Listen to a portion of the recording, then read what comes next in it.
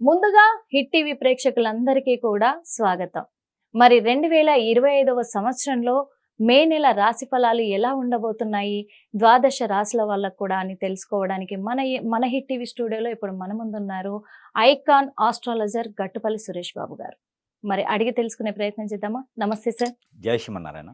మరి తదుపరి రాశి కన్యా రాశి. ఈ కన్యా రాశి వాళ్ళకి ఎలా ఉండబోతుంది? కన్యా రాశి వారికి మే మాసం 2025 సంవత్సరం చూసినట్టయితే కనుక గత కొంతకాలంగా వీరికి చూసినట్టయితే విఘ్నాలన్నీ కూడా ఎదురయ్యడానికి పరిస్థితి ఏర్పడతా ఉంది. గ్రహాలు కూడా వీరికి అనుకూలంగా ఉన్నప్పటికీ కూడా వీరికి పనికొచ్చేటువంటి గ్రహాలన్నీ కూడా వీరికి అనుకూలంగా మారలేదు.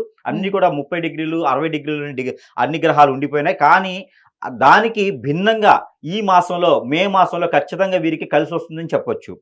జూన్ మాసం స్వతహాగా వీరికి ఏంటంటే కన్యా రాశి వారికి మే మాసం జూన్ మాసం అద్భుతంగా కలిసి వస్తుంది ప్రతి సంవత్సరం కూడా. అలానే ఈ సంవత్సరం కూడా కన్యా రాశి వారికి మే మాసం అద్భుతంగా కలిసి వస్తుందని చెప్పొచ్చు.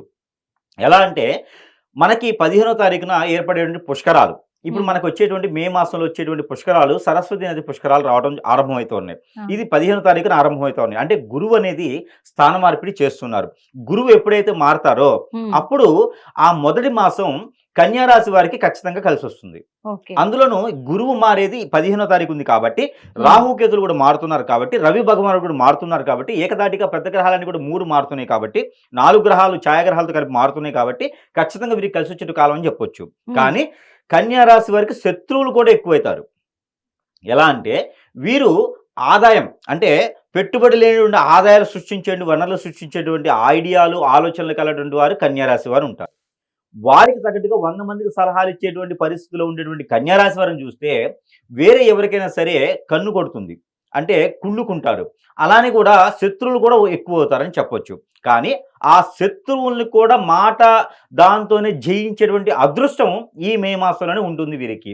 ఏదైనా వ్యాపారం నిమిత్తంగా నిలబెట్టుకోవాలి, వ్యాపారం కొత్తగా మొదలు పెట్టాలనుకుంటే కూడా 25వ తారీఖు తర్వాత ఈ కన్యా రాశి వారు మొదలు పెట్టుకోవచ్చు. అలానే విదేశీయానం కానివ్వండి, రాజకీయ రంగం, సినీ రంగంలో అడుగు పెట్టాలనుకుంటే కనుక 9వ తారీఖు మే మాసం 9వ తారీఖు తర్వాత వీరు మొదలు పెట్టుకోవచ్చు. అన్ని సానుకూలమైన పరిస్థితులు, గ్రహాలన్నీ కూడా వీరికి సానుకూలంగానే ఉన్నాయి కాబట్టి వీరు ఏం ఆలోచించుకునే అవసరం లేదు. వీరికి గ్రహాల రీత్యా ఇంకా సానుకూలంగా ఉండాలి, అన్ని రంగాల్లో కూడా వీరు ముందంజలో ఉండాలి, శత్రుభయం శత్రుపేడ ఆర్థిక సమస్యలు అన్ని కూడా తొలగిపోవాలనుకుంటే కనుక వీరికి పూర్వీక శాపం కూడా కొంతమేర కనిపిస్తుంది. అవన్నీ కూడా తొలగిపోవాలి. పెళ్లిళ్ళు కానటువంటి వారికి, అంటే ఒకసారి కూడా పెళ్లి కానటువంటి కన్యా రాశి వారు ఉంటే వారు పెళ్లి చేసుకునే దానికి కూడా అర్హులుగా ఉంటుంది. అలానే కన్యా రాశిలో పుట్టినటువంటి పురుషుడు ఎవరైనా ఉంటే దక్షిణ వైపు నుంచి వచ్చేటువంటి సంబంధాలు ఖచ్చితంగా వీరికి కుదిరితే 22వ తారీఖు తర్వాత ప్రయత్నం చేయాలి. అలానే అమ్మాయి ఎవరైనా స్త్రీ ఉంటే, కన్యా రాశిలో పుట్టినటువంటి స్త్రీ ఉంటే కనుక వారికి పరమడ వైపు నుంచి వచ్చేటువంటి అబ్బాయి సంబంధం ఖచ్చితంగా కుదురుతుంది. 21వ తారీఖు తర్వాత ప్రయత్నం చేయాలి.